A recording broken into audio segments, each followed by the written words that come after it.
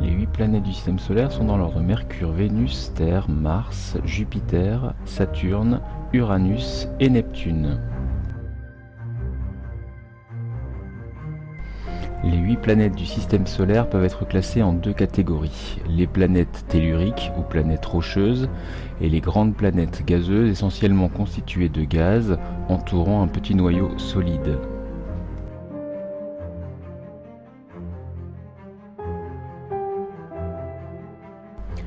Les planètes telluriques sont essentiellement constituées de silicates et de fer, alors que les planètes gazeuses sont constituées d'hélium et d'hydrogène.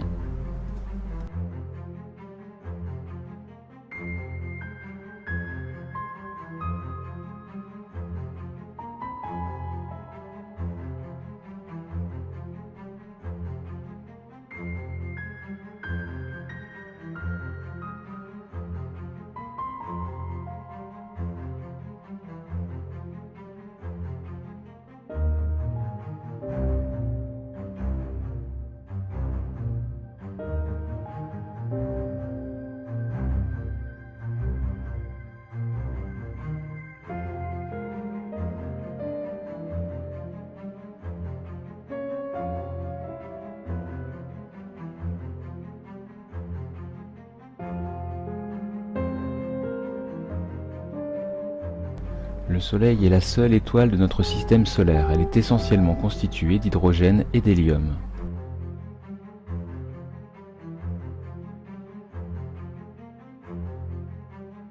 Les comètes sont d'immenses blocs de glace et de poussière, voyageant dans le système solaire sur des orbites si grandes que certaines d'entre elles ne sont visibles de la Terre que tous les 75 ans, comme la comète de Halley, dont le prochain passage est prévu en 2061.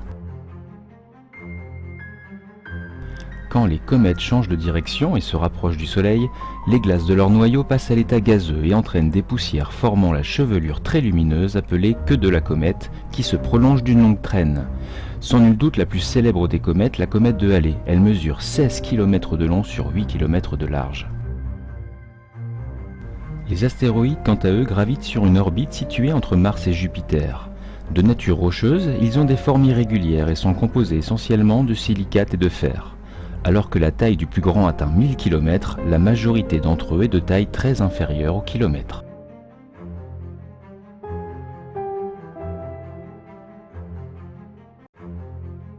À la suite d'une collision, ces astéroïdes peuvent quitter leur orbite pour suivre une trajectoire qui les amène à proximité de la Terre. Ils deviendront des météores lors de leur entrée dans notre atmosphère et prendront le nom de météorites une fois sur notre sol.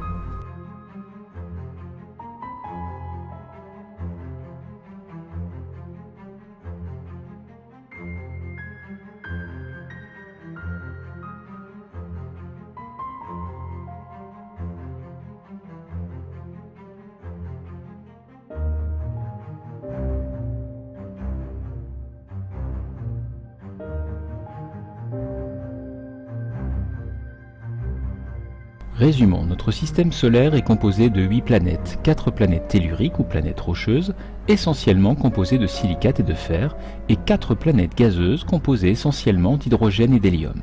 Le Soleil, l'étoile de notre système solaire, autour duquel gravitent nos planètes, des comètes circulant sur de grandes orbites.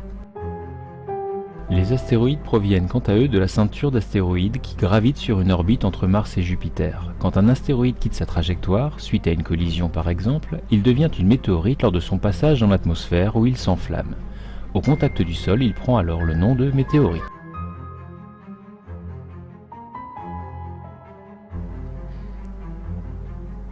Merci à tous. Et à bientôt en salle de classe.